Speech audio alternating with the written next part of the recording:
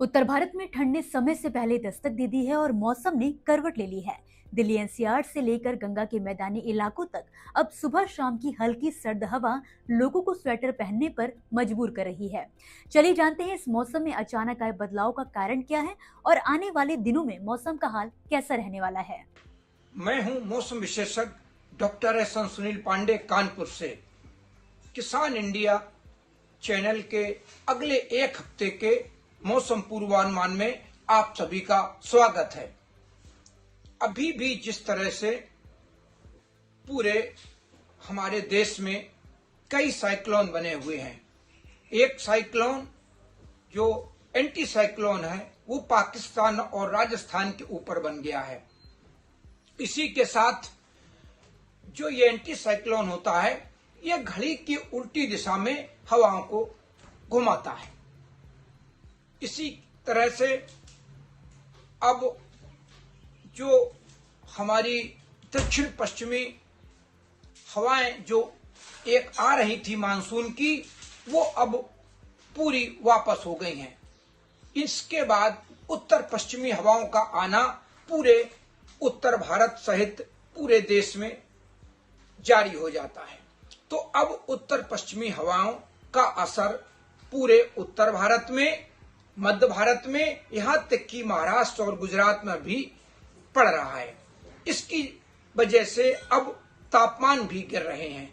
लेकिन राजस्थान में अभी दिन में तापमान, जो राजस्थान का पश्चिमी इलाका है, वहां पर 35 या 36 तक रहने की संभावना बनी रहेगी। लेकिन इसी के साथ जो हमारा पहाड़ों का इलाका है, जम्मू कश्मीर, उत्तराखंड, हिमाचल, सभी जगह अब तापमान गिरने लगे हैं। यहाँ तक कि उत्तराखंड के मसवारी में कल 2 डिग्री तापमान रिकॉर्ड किया गया है।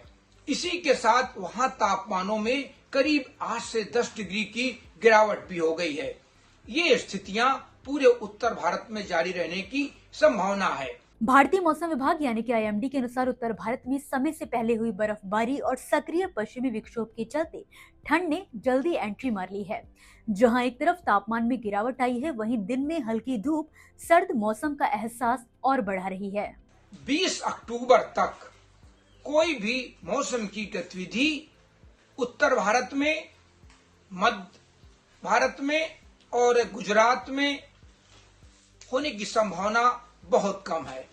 लेकिन इसी के साथ बिहार में, झारखंड में भी अगले 8 से 10 दिन तक बारिश की गतिविधियां बिल्कुल बंद रहेंगी।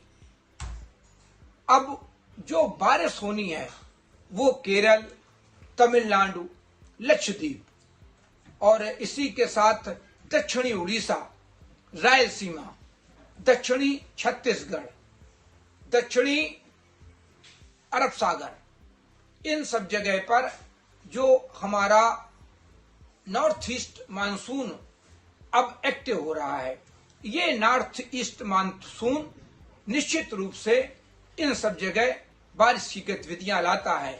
जब जो दक्षिण पश्चिम मानसून की हवाएं जब पीछे होने लगती हैं, जो ये एंटी साइक्लोन हमारा राजस्थान पे बनता है, उसी के साथ घड़ी की दिशा में उत्तर पश्चिमी हवाएं आने लगती हैं और ये फिर अरब सागर से होकर आती हैं। अरब सागर से होती हुई ये नॉर्थ ईस्ट मानसून बनाती हैं, जिससे इन केरल में, तमिलनाडु में, इन सब इलाकों में बारिश की गतिविधियां होती हैं। तो अभी नॉर्थ ईस्ट मानसून स्टेबल हो रहा है। कुछ दिनों में इसके स्टेबल होने की संभावना है। इसी के साथ जो एक पूर्वोत्तर राज्यों पर भी एक साइक्लोन बना हुआ है, जिसको हम सर्कुलेशन साइक्लोन कहते हैं, वो बना हुआ है। और जो भी गतिविधियां हैं ये सब अब दक्षिण भारत की तरफ सीमित रह गई हैं।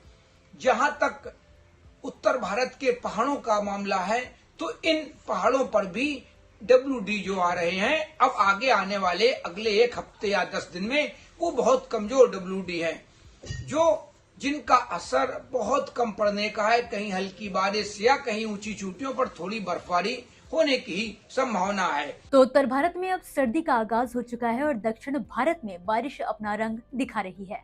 अगर आप यात्रा की योजना बना रहे हैं तो मौसम की जानकारी जरूर लें।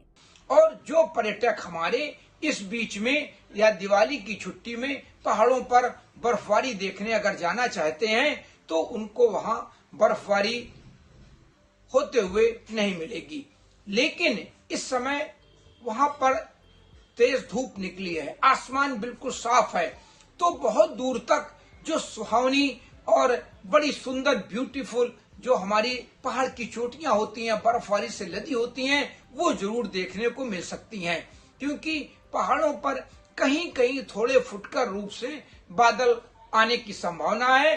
बाकी पूरा हमारा चाहे उत्तराखंड हो, हिमाचल हो, जम्मू कश्मीर हो, लद्दाख हो, सभी जगह बिल्कुल शुष्क मौसम रहने वाला है।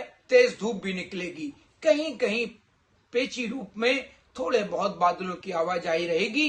तो वो बादल बारिश वाले बादल नहीं होंगे, लेकिन वो थोड़ी धूप की तेजी को कम कर सकते हैं।